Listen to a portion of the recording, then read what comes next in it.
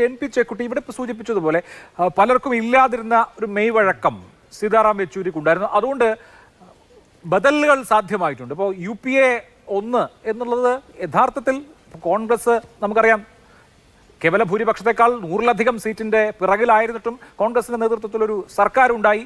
വാജ്പേയിയുടെ സർക്കാരിന്റെ അവസാനം ഒരു തുടർ BJP സർക്കാർ ഉണ്ടായില്ല. അവിടെ അന്യാദൃശ്യമായ ഒരു സംഘടനാ പാഠവും നമ്മൾ കണ്ടിട്ടുണ്ട്. അതെല്ലാവരിലും നമ്മൾ കണ്ടിട്ടില്ല. പക്ഷേ ആ സർക്കാർ പിന്നീട് CPM തന്നെ പിന്തുണ പിൻവലിക്കുന്ന ഘട്ടത്തെയും അതിജീവിക്കേണ്ടി വന്നു. അന്ന് പിന്തുണ പിൻവലിക്കുന്ന കാര്യത്തിൽ വ്യത്യസ്ത അഭിപ്രായം യെച്ചൂരിക്കുണ്ടായിരുന്നു എന്നുള്ളത് പരസ്യമായ രഹസ്യമാണ് താനും.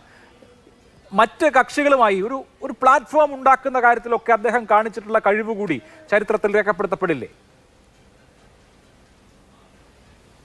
അല്ല, തീർച്ചയായും. യഥാർത്ഥത്തിൽ അദ്ദേഹം വളരെ ഒരു ബ്രില്യൻ പൊളിറ്റിക്കൽ തിങ്കർ, ഒരു ബ്രില്യൻ പൊളിറ്റിക്കൽ ഓർഗനൈസർ, ആ നിലയിലാണ് നമ്മൾ അദ്ദേഹത്തെ കാണേണ്ടത്.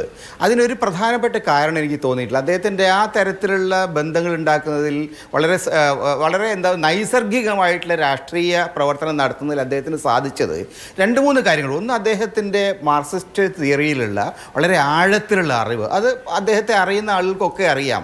ഞങ്ങൾ വിദ്യാർത്ഥി ജീവിതകാലത്ത് തന്നെ അദ്ദേഹത്തെ പരിചയപ്പെട്ടു. അദ്ദേഹം 78-ൽ SFI നേതാവായപ്പോൾ കേരളത്തിൽ വിദ്യാർത്ഥി പ്രവർത്തകനായിരുന്ന ഒരാളെന്ന് 79-80 കാലം മുതൽ എനിക്ക് അദ്ദേഹത്തെ അറിയാം. വളരെ ആഴത്തിൽ അദ്ദേഹം കാര്യങ്ങൾ പഠിക്കുകയും നമ്മളോട് അത് പഠിപ്പിക്കുകയും ചെയ്തിരുന്നു. ആ കാലം മുതലേ വളരെ ലളിതമായ വാക്കുകൾ, അദ്ദേഹത്തിൻ്റെ വാക്കുകളുടെ ഒരു രീതി, അദ്ദേഹം കൊണ്ടുവരുന്ന ഉദാഹരണങ്ങൾ, അദ്ദേഹം ഓരോ ആർഗ്യുമെൻറ്റും കൊണ്ടുവരുന്ന രീതി, ഇത് യഥാർത്ഥത്തിൽ അത്ഭുതകരമായിട്ടുള്ള ഒരു ചാതുര്യം അദ്ദേഹത്തിനുണ്ടായിരുന്നു. മാത്രമല്ല, ഓരോ വിഷയങ്ങളിലും അദ്ദേഹം നേരിട്ട് ആഴത്തിൽ ഇടപെട്ടിരുന്നു. ഞാനൊരു ഉദാഹരണം പറയാം. 79-ലോ 80-ലോ ഞാൻ യൂണിവേഴ്സിറ്റി ചെയർമാനായിരുന്നപ്പോൾ ഈ ഡൽഹിയിൽ UGCയുമായിട്ട് ഒരു ചെറിയ ചർച്ചയ്ക്ക് പോകേണ്ട ഒരു ആവശ്യം വന്നു. അപ്പോൾ അന്ന് അദ്ദേഹം അവിടെ SFIയുടെ ദേശീയ പ്രസിഡൻ്റാണ്. അദ്ദേഹം എന്ത് ചെയ്തു എന്നറിയോ? അപ്പം ഞങ്ങൾക്ക് പറയാനുള്ള കാര്യങ്ങൾ ഞങ്ങൾ എഴുതി കൊണ്ടുപോയത് വളരെ മനോഹരമായിട്ട് അദ്ദേഹം എഡിറ്റ് ചെയ്ത് ഡൽഹി ഓഫീസിൽ നിന്ന് ടൈപ്പ് ചെയ്ത് വാങ്ങിയിട്ട് ഞങ്ങളുടെ കൂടെ UGC ഓഫീസിലേക്ക് വന്നു. നമുക്ക് സങ്കല്പിക്കാൻ കഴിയില്ല, ഒരു ദേശീയ പ്രസിഡൻ്റായിരിക്കുന്ന ഒരാൾ കേരളത്തിൽ നിന്നൊരു വിദ്യാർത്ഥി പ്രവർത്തകൻ്റെ കൂടെ UGCയിൽ പോയി അവിടെ ഉദ്യോഗസ്ഥരോട് നേരിട്ട് കാര്യങ്ങൾ സംസാരിച്ചു. ആ നിലയിൽ വളരെ ഡീപ്പായിട്ട് ഓരോ പ്രശ്നങ്ങളിലും വളരെ ആഴത്തിൽ ഇടപെടാൻ അദ്ദേഹത്തിന് ഒരു മടിയുണ്ടായിരുന്നില്ല.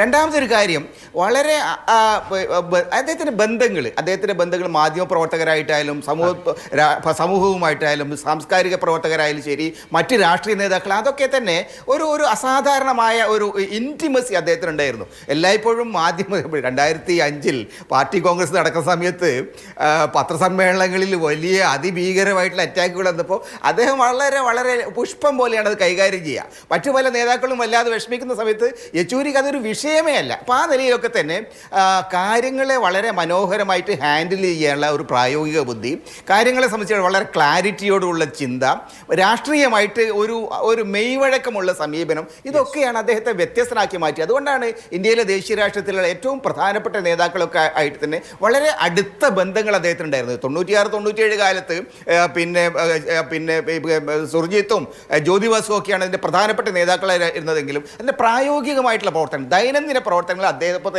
അദ്ദേഹവും കാരാട്ടുമാണ് പ്രധാനമായിട്ടും. അതിൽ തന്നെ യെച്ചൂരിയാണ് അത്തരം കാര്യങ്ങൾ വളരെ ആഴത്തിലുള്ള ബന്ധങ്ങൾ സ്ഥാപിച്ചെടുത്തത്.